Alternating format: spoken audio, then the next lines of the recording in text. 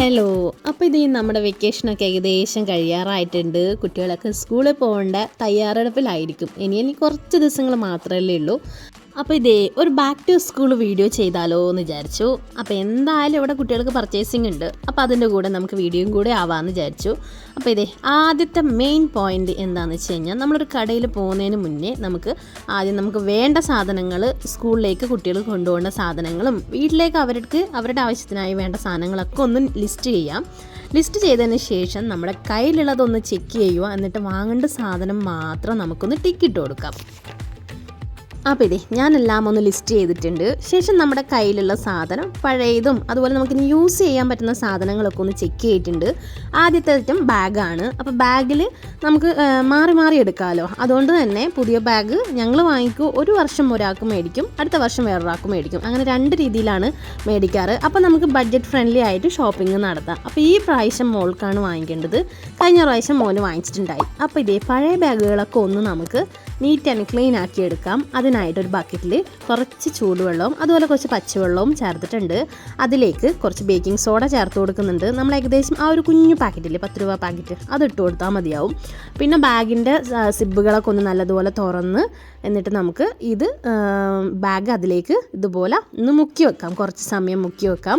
ഒരു അരമണിക്കൂർ കൂടുതൽ മുക്കി വെച്ചാൽ അത്രയും നല്ലത് കേട്ടോ. പെട്ടെന്ന് തന്നെ എടുക്കാൻ പാടില്ല. അപ്പോൾ ഈ ബേക്കിംഗ് സോഡയും ഇളം ചൂടുവെള്ളത്തിൽ നമ്മൾ ഇതുപോലെ ബാഗൊക്കെ ക്ലീൻ ചെയ്യാനിടുമ്പോൾ പെട്ടെന്ന് തന്നെ ക്ലീനായി കിട്ടുന്നതായി എനിക്ക് തോന്നിയിട്ടുണ്ട്. അപ്പോൾ ഇതുപോലൊരു വെയിറ്റ് എടുത്ത് വെച്ച് കഴിഞ്ഞാൽ നമുക്ക് ആ ബാഗ് പൊങ്ങി പോകാതെ ഇരിക്കും. അപ്പോൾ ബാഗ് ക്ലീൻ ചെയ്യുന്ന സമയം കൊണ്ട് ബാക്കിയുള്ള ചെക്കിങ് കൂടെ നടത്തിയാൽ എന്താ, നമ്മുടെ ലഞ്ച് ബോക്സ്, അടുത്ത ഐറ്റം ലഞ്ച് ബോക്സ് ആണ്. പുതിയ ലഞ്ച് ബോക്സ് എല്ലാ വർഷവും വാങ്ങിക്കണമെന്നില്ലല്ലോ. ലഞ്ച് ബോക്സൊക്കെ എന്താ ലോങ് ലാസ്റ്റിംഗ് ആയി നിൽക്കുന്ന സാധനമാണല്ലോ. അപ്പോൾ ഞാൻ കഴിഞ്ഞ പ്രാവശ്യമാണ് ഇവർക്ക് ലഞ്ച് ബോക്സ് വാങ്ങിച്ചിട്ടുണ്ടായിരുന്നത്. ഈ പ്രാവശ്യം ഒരു കറിപ്പാത്രം മാത്രമേ വാങ്ങിച്ചിട്ടുണ്ടായുള്ളൂ പുതുതായിട്ട്. അപ്പോൾ ലഞ്ച് ബോക്സ് സെലക്ട് ചെയ്യുമ്പോൾ മെയിനായിട്ട് 2 കാര്യങ്ങൾ ശ്രദ്ധിക്കണം.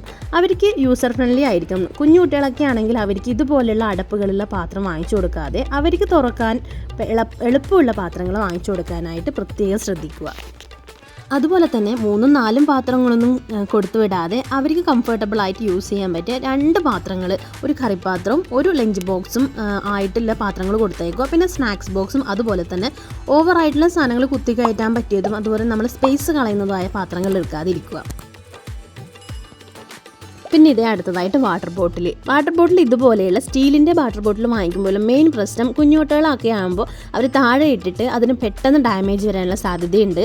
അതുപോലെ അവർക്ക് സിപ്പ് ചെയ്യുന്ന ടൈപ്പ് ബോട്ടിലുകൾ വാങ്ങിച്ചു കൊടുക്കുക. അത് ചെറിയ കുട്ടികൾക്ക് കേട്ടോ. വലിയ കുട്ടികൾക്കാണെങ്കിൽ നമുക്ക് ഇതുപോലെ കുപ്പികളായിട്ടുള്ള നല്ല അടപ്പ് ഉറപ്പുള്ള പാത്രങ്ങൾ വാങ്ങിച്ചു കൊടുക്കാം. പിന്നെ ഇതുപോലെ ചെറിയ കുട്ടികൾക്കാകുമ്പോൾ ഇതുപോലെ സിപ്പിംഗ് വാട്ടർ ബോട്ടിൽ വാങ്ങിച്ചു കൊടുക്കുക.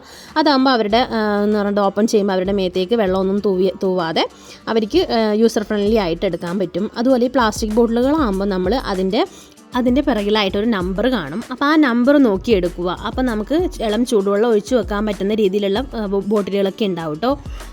അടുത്തത് നമ്മൾ ഇന്നർ വെയറുകൾ എന്തായാലും എല്ലാ വർഷവും പുതിയത് വാങ്ങിക്കേണ്ടി വരും. അപ്പോൾ ഇന്നർ വെയറുകൾ നമ്മൾ നോക്കുക നമ്മുടെ കയ്യിൽ എത്ര ഉണ്ടെന്ന്, ഇനി എത്ര വാങ്ങിക്കണമെന്ന്. പിന്നെ നമ്മുടെ കയ്യിൽ ഉണ്ടെങ്കിൽ നമുക്ക് ഇച്ചിരി കഴിഞ്ഞ് വാങ്ങിച്ചാൽ മതിയാണെങ്കിൽ അത് അന്നേരം വാങ്ങിച്ചാൽ മതി. എന്തായാലും കുട്ടികളിപ്പം വളർന്നുകൊണ്ടിരിക്കുന്നതല്ലേ. അപ്പോൾ പെട്ടെന്ന് അത് വാങ്ങിച്ചിട്ട് കളയേണ്ട ആവശ്യമില്ല.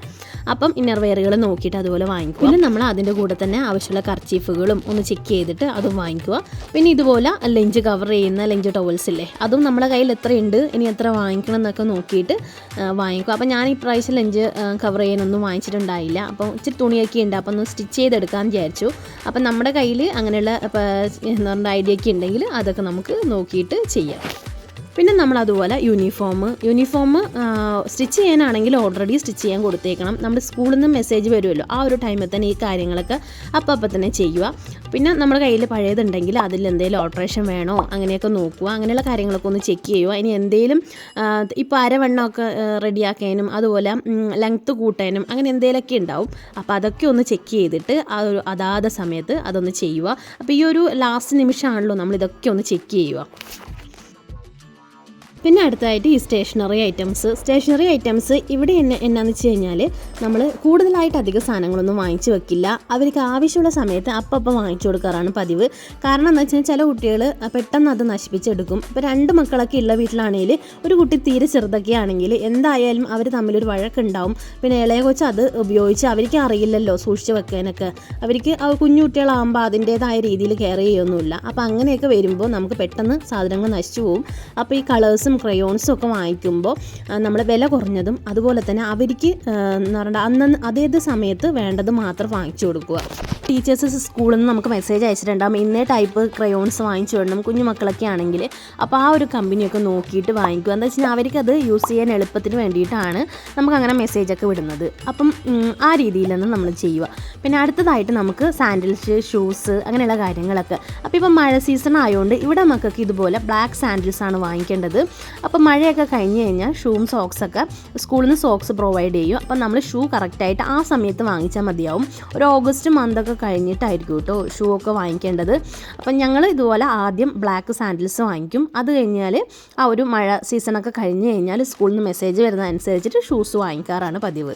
പിന്നെ ഈ സാൻഡിൽസൊക്കെ വാങ്ങിക്കുന്ന സമയത്ത് ജസ്റ്റ് ഒന്ന് ചെക്ക് ചെയ്യുക. നമ്മളിതുപോലെ സ്ലിപ്പറി അല്ലാത്ത ടൈപ്പ് ചെരുപ്പുകൾ വാങ്ങിക്കാൻ പ്രത്യേകം ശ്രദ്ധിക്കുക. കാരണം എന്താ വെച്ചാൽ മഴ സീസൺ ആണല്ലോ. അപ്പം സ്കൂളിലൊക്കെ എന്തായാലും തെന്നലുണ്ടാവും. അപ്പോൾ ഈ സ്ലിപ്പറി അല്ലാത്ത സാൻഡിൽസ് വാങ്ങിക്കാൻ പ്രത്യേകം ശ്രദ്ധിക്കുക. ഇത് കഴിഞ്ഞ വർഷത്തെ ഷൂസാണ് കേട്ടോ. അതെന്തായാലും ഈ വർഷം യൂസ് ചെയ്യാൻ പറ്റില്ല. കാരണം കുട്ടികളുടെ കാലൊക്കെ പെട്ടെന്ന് വളരും. അപ്പോൾ ഇതുപോലെ സാൻഡിൽസാണ് ആദ്യം വാങ്ങിച്ച് വെച്ചേക്കുന്നത്. പിന്നെ എന്താണെങ്കിലും നമ്മുടെ കയ്യിലുണ്ടെങ്കിൽ ഇല്ലെങ്കിൽ മാത്രം വാങ്ങിക്കാം കേട്ടോ. പിന്നെ സാധാരണ ചെരുപ്പുകൾ യൂസ് ചെയ്യുന്ന സ്കൂളുകളുണ്ട് കേട്ടോ. അപ്പോൾ ഇവർക്ക് ബ്ലാക്ക് ആണ്, അതുകൊണ്ടാണ് ബ്ലാക്ക് വാങ്ങിച്ചേക്കുന്നത്. അപ്പോൾ നമുക്ക് ആവശ്യമുണ്ടെങ്കിൽ മാത്രം ഈ ഉള്ള സാധനങ്ങളൊക്കെ വാങ്ങിക്കുക. അല്ലെങ്കിൽ ആവശ്യാനുസരണം നമ്മൾ വാങ്ങിക്കുക. വെറുതെ നമ്മൾ വാങ്ങിച്ച് കൂട്ടിയിട്ട് കാര്യമില്ലല്ലോ, അത് ഉപയോഗിക്കുകയും വേണമല്ലോ. അപ്പോൾ ആ സമയത്ത് നമ്മൾ വാങ്ങിച്ചാൽ മതിയാവും. അതുപോലെ തന്നെ അടുത്തൊരു കാര്യമാണ് ലഞ്ച് ബാഗുകൾ. ലഞ്ച് ബാഗുകൾ നമുക്ക് ആവശ്യമുണ്ടെങ്കിൽ മാത്രം വാങ്ങിക്കുക. കാരണം അധികം സ്കൂളുകളിലും ഫുഡ് പ്രൊവൈഡ് ചെയ്യുന്നുണ്ടാവും. അപ്പം നമുക്ക് വീട്ടിൽ നിന്ന് ഫുഡൊക്കെ കൊടുത്തു വിടുമ്പോൾ പിന്നെ സ്നാക്സ് ബോക്സും ലഞ്ച് ബോക്സും വാട്ടർ ബോട്ടിലും എല്ലാം കൂടെ വെക്കാനായിട്ട് പറ്റുന്ന രീതിയിൽ അവർക്ക് കംഫർട്ടബിളായ ലഞ്ച് ബാഗുകൾ നമ്മൾ കൊടുത്തു വിടാൻ പ്രത്യേകം ശ്രദ്ധിക്കുക. പിന്നെ അടുത്ത ഒരു കാര്യമാണ് ഇതുപോലെ ബുക്കുകൾ. എന്തായാലും നമുക്ക് നോട്ട് ബുക്കുകൾ വാങ്ങിക്കേണ്ടി വരും. ചിലപ്പം കഴിഞ്ഞ പ്രാവശ്യത്തെ വാങ്ങിച്ച നോട്ട് ബുക്കുകൾ ഒത്തിരി ബാലൻസ് കിടപ്പുണ്ടാവും. അപ്പോൾ അതൊക്കെ ഈ പ്രാവശ്യത്തേക്ക് യൂസ് ചെയ്യാനായിട്ട് സ്റ്റിക്കറൊക്കെ മാറ്റി ഒടിച്ചൊക്കെ നമുക്ക് യൂസ് ചെയ്യാം. അതുപോലെ 2 പേജൊക്കെ യൂസ് ചെയ്ത ബുക്കുകളുണ്ടാവും. അതൊക്കെ ഫസ്റ്റ് പേജൊക്കെ മുറിച്ച് കളഞ്ഞിട്ട് നമുക്ക് ബാക്കി ഉപയോഗിക്കാം. പിന്നെ ഇതുപോലെ ചില നോട്ട് ബുക്കുകളിൽ കുറച്ച് പേജൊക്കെ ഉണ്ടാവും. അപ്പോൾ അതൊക്കെ നമുക്കൊരു റഫ് നോട്ടായിട്ട് ചേഞ്ച് ചെയ്യാം. അപ്പോൾ അതിനായിട്ടൊന്ന് ചെക്ക് ചെയ്ത് നോക്കുക.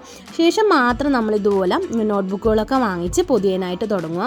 ഞാനിവിടെ വാങ്ങിച്ചു കൊണ്ടുവന്ന സമയത്ത് തന്നെ പെട്ടെന്ന് അങ്ങ് പൊതിഞ്ഞു കൊടുക്കും കേട്ടോ. എന്താ വെച്ച് കഴിഞ്ഞാൽ നമ്മളത് വെച്ചുകൊണ്ടിരുന്ന് കഴിഞ്ഞാൽ പിന്നെ ഒരു കാര്യവും നടക്കില്ല.